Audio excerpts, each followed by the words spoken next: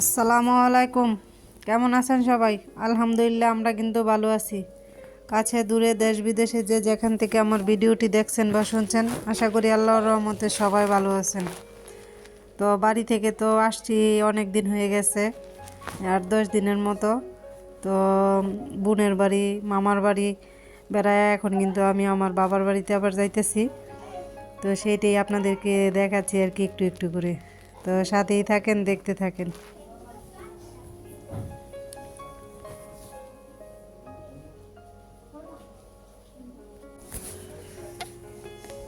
তো এদিক দিয়ে কিন্তু আমরা যাইতেছি।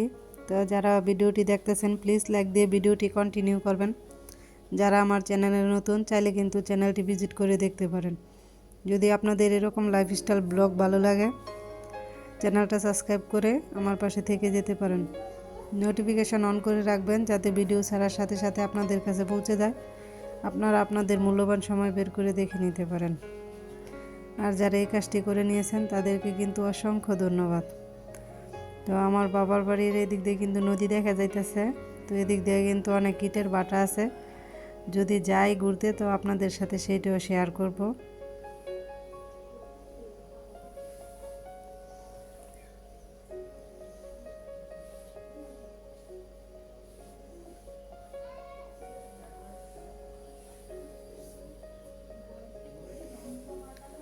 তো আমরা বাড়িতে আসছি কালকে, এটা আজকে সকালের ভিডিও।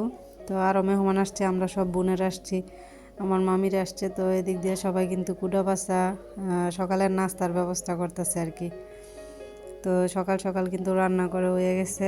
এই যে ডাল রান্না করছে, আছে অনেক রকম ভর্তা, ডিম ভাজা, শাক ভাজি। তো এইগুলো দিয়ে সকালের নাস্তা করলাম। তো সবাই একসাথে খাওয়া দাওয়া ঘোরাফেরা, এটার মজাই কিন্তু অন্যরকম।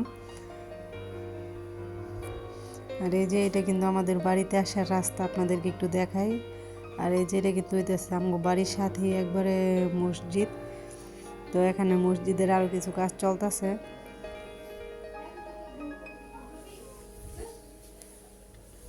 তো এই তো আমার মেয়ে আর ছেলে কিন্তু হাঁটতেছে এদিক দিয়ে।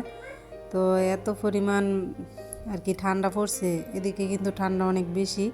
আমার বাড়িতে থাকতে কিন্তু এত ঠান্ডা বুঝি নাই। তো আমার ছেলে ঘরে থাকতে চায় না, শুধু বাইরে বেরোইতে চায়। তো ছেলেরে নিয়ে একটু ঘোরাঘুরি করতেছি আর কি। আর এই যে দেখেন এদিক দিয়ে কিন্তু আগে ফাঁকা রাস্তাটা ছিল না, নতুন হয়েছে। তো এটা একটু ঘুরে ঘুরে দেখতেছিলাম।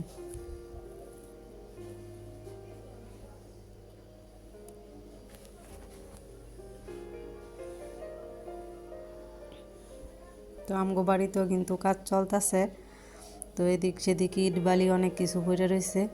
আর ওই যে বিল্ডিংটা দেখতেছেন, ওইটাই কিন্তু আর কি আমার ভাইয়ের বাড়ি। আমার আব্বা তো আর বাচ্চা নেই, তো আমার একটাই ভাই আর আমার মা আছে, ভাইয়ের বউ, এক ছেলে এক মেয়ে আছে। তো এদিক দিয়ে একটু ঘুরে ঘুরে দেখতেছি। তো বাড়িতে অনেক ইট বালি সব কিছু রাখা, কাজ করতেছে, সব কিছু একটু এলোমেলো হয়ে রয়েছে।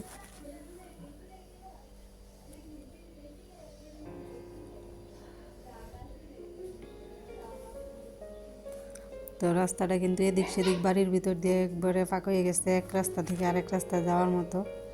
আর এই যে এই ঘরটাও কিন্তু আমাদেরই আর কি, ঘরের টিন টিন এগুলো বদলানো হইব। তো এগুলোর জন্য মিস্ত্রি আসছে, কাজ করবো আর কি।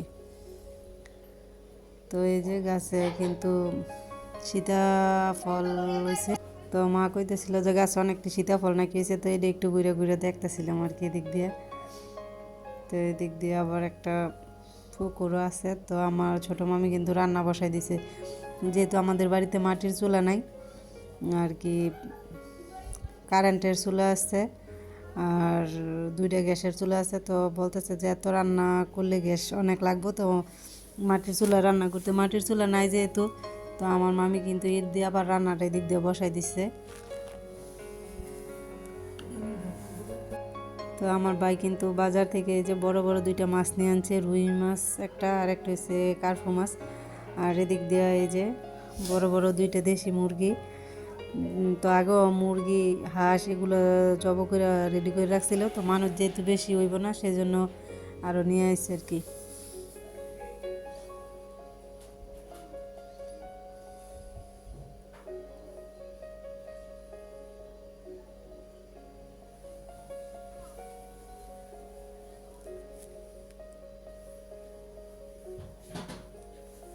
তো এই যে এদিক দিয়ে কিন্তু খাবার দাবার রেডি, অনেক রকম খাবার রেডি করছে। তো হাঁসের মাংস ছিল, তো হাঁসের মাংসটা আমি খাই না বা অনেকেই খাইতে চাইতেছে না, তো সেজন্য এখন রাখা হয় না। মুরগি আছে, গরু আছে, শাকসবজি সব কিছু।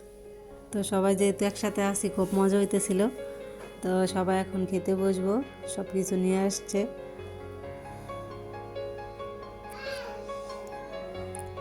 সবাই ভালো থাকবেন, আল্লাহ হাফেজ।